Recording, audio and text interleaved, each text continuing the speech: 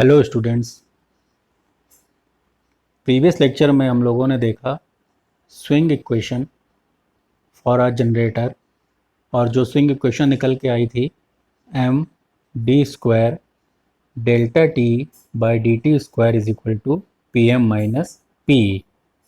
और हमने ये भी देखा कि अगर P M equal to P हो तो rotor without acceleration synchronous speed से रोटेट कर रहा है, और अगर P M greater than P हो तो हमारा रोटर एक्सीलरेट करेगा, और P M less than P हो तो हमारा रोटर डी एक्सीलरेट करेगा। यहाँ तक हम देख चुके थे और आप लोगों ने इसे देख लिया होगा। नाउ अब हम डिस्कस करेंगे कि सिस्टम में सिर्फ एक जनरेटर नहीं होता। हमारे सिस्टम में, पावर सिस्टम में बहुत सारे जनरेटर्स एक साथ अटैच होते हैं। तो एक सिस्टम में अगर कई जनरेटर अटैच होंगे तो सिस्टम की स्विंग इक्वेशन कैसे बनेगी। तो नेक्स्ट टॉपिक है हमारा multi machine system. Multi machine system को समझने के लिए पहले हम दो जनरेटर को देखते हैं, और हम ये देखते हैं कि दो जनरेटर पैरेलली कनेक्टेड हैं। और पैरेलली कनेक्टेड में, जैसे यहाँ पर आप डायग्राम में देख पा रहे हैं, एक जनरेटर G1 और दूसरा जनरेटर G2, ये दोनों पैरेलली कनेक्टेड हैं। इनके अपने अपने इनर्शिया कांस्टेंट्स m1 और m2 हैं, और इनका इक्विवेलेंट अगर मैं निकालना चाहूँ तो क्या होगा। ये एक जनरेटर है जिसका m इक्विवेलेंट और यहाँ पर g इक्विवेलेंट है। आप इसको g इक्विवेलेंट नोट कर लीजिएगा। तो हम ये देखते हैं पहला केस 1, कनेक्टेड इन पैरेलल में कोहेरेंट ऑपरेशन। कोहेरेंट ऑपरेशन का मतलब है कि सेम फ्रीक्वेंसी पे दोनों काम कर रहे हों, और सेम फ्रीक्वेंसी का मतलब है सेम सिंक्रोनस स्पीड। और सेम सिंक्रोनस स्पीड को हम ऐसा लेकर चल रहे हैं कि दोनों के जो रोटर एंगल्स हैं वो बराबर हैं। तो दोनों, इस कोहेरेंट ऑपरेशन की कंडीशन हो गई delta one is equal to delta two.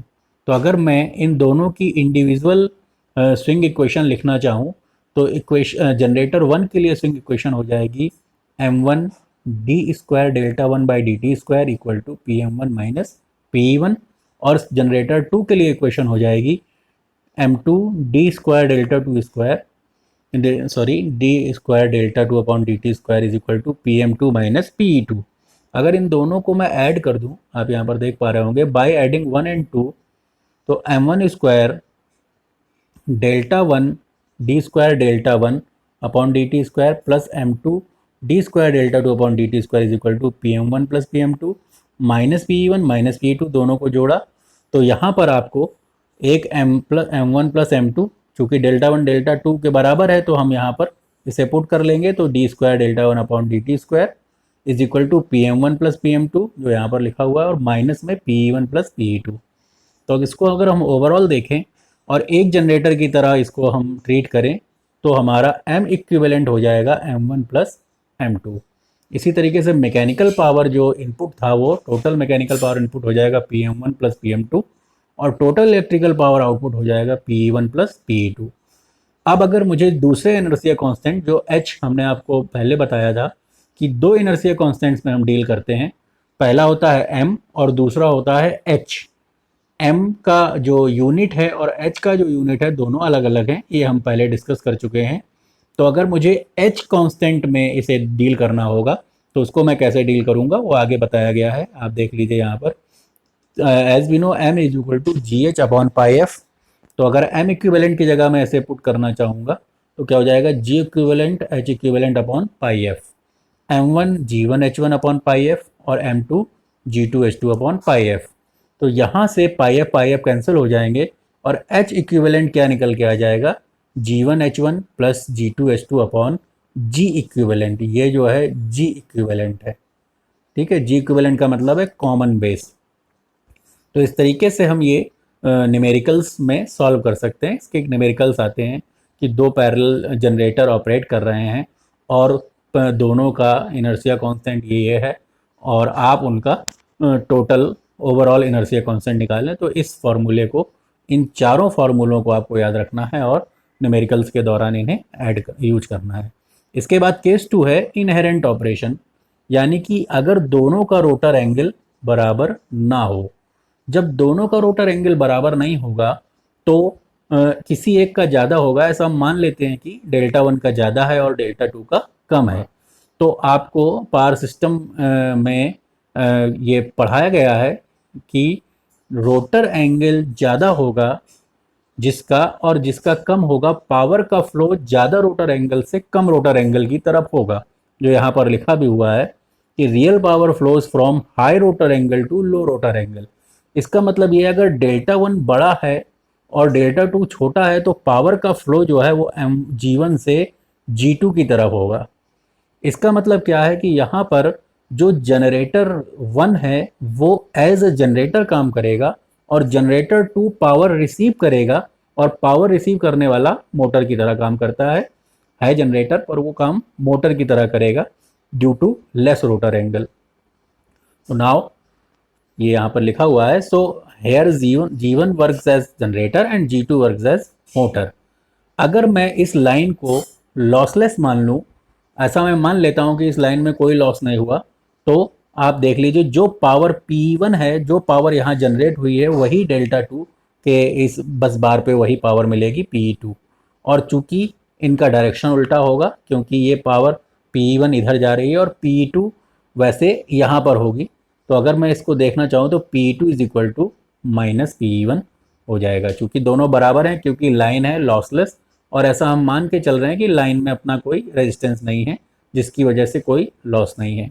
तो अगर मैं दोनों जनरेटर की इक्वेशन लिखूं तो ये मैं पहले भी लिख चुका हूँ, M one D square delta one upon D T square P M one minus P E one, M two D square delta two upon D T square P M two minus P E two. इन दोनों को add कर देते हैं। इन दोनों को add करने के बाद, सॉरी अभी इन दोनों को ऐड नहीं कर सकते क्योंकि डेल्टा वन और डेल्टा टू इक्वल नहीं है। तो हम क्या करेंगे, हम पहली इक्वेशन में m2 से मल्टीप्लाई करेंगे और दूसरी इक्वेशन में m1 से मल्टीप्लाई करेंगे और फिर ऐड करेंगे। तो आप यहाँ पर देख लीजिए, पहली इक्वेशन में जब मैं m2 से मल्टीप्लाई करूँगा, इसको थोड़ा सा ऊपर कर लेते हैं, पहली इक्वेशन को पहली इक्वेशन को m2 से मल्टीप्लाई करेंगे और दूसरी इक्वेशन को m1 से मल्टीप्लाई करेंगे। तो यहाँ पर आप देख पा रहे होंगे m1 m2 D square delta one by D T square is equal to P M one M two minus P one M two, और दूसरी इक्वेशन क्या हो जाएगी, M one M two D square delta two by D T square is equal to P M two M one minus P two M one. और इनको हम equation 3 और equation 4 ले लेते हैं। और अब इनको जोड़ने के बाद इनसे अगर मैं इनको जोड़ने की बजाय सब्सट्रैक्ट कर देता हूँ, सब्सट्रैक्ट करने से आगे क्या प्रॉफिट होगा ये हमें देखने को मिलेगा।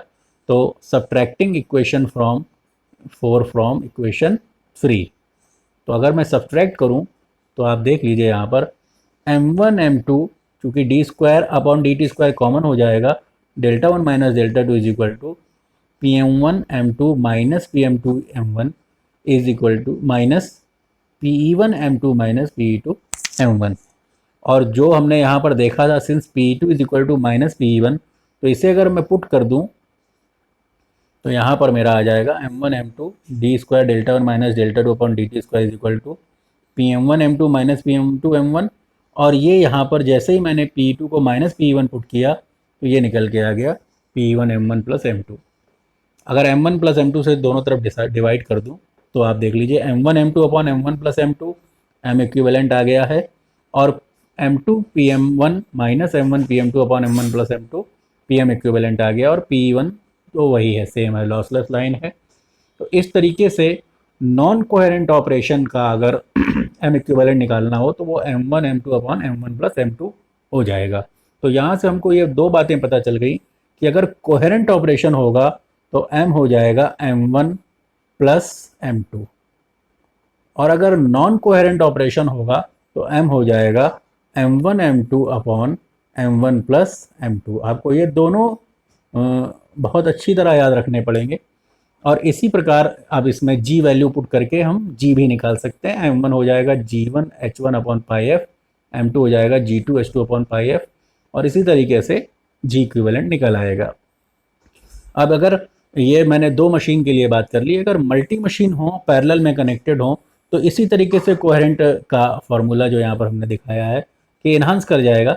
एम इक्विवेलेंट क्या हो जाएगा, M one plus M two plus M three plus up to show on M N, और H इक्विवेलेंट क्या हो जाएगा, G1H1 plus G2H2 plus GNHN upon G equivalent. और अगर नॉन कोहेरेंट ऑपरेशन है तो इसी तरीके से कई सारे जनरेटर्स के लिए वो वैल्यूज़ उसी तरीके से कंटेन कर लेगा।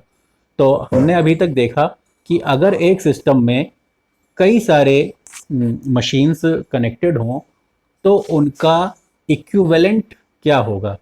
पहले हमने दो जनरेटर्स के लिए देखा और दो जनरेटर्स को देखने के बाद हमने ये भी देखा कि अगर कई सारे जनरेटर्स पैरेलल में काम करें तो कैसा होगा।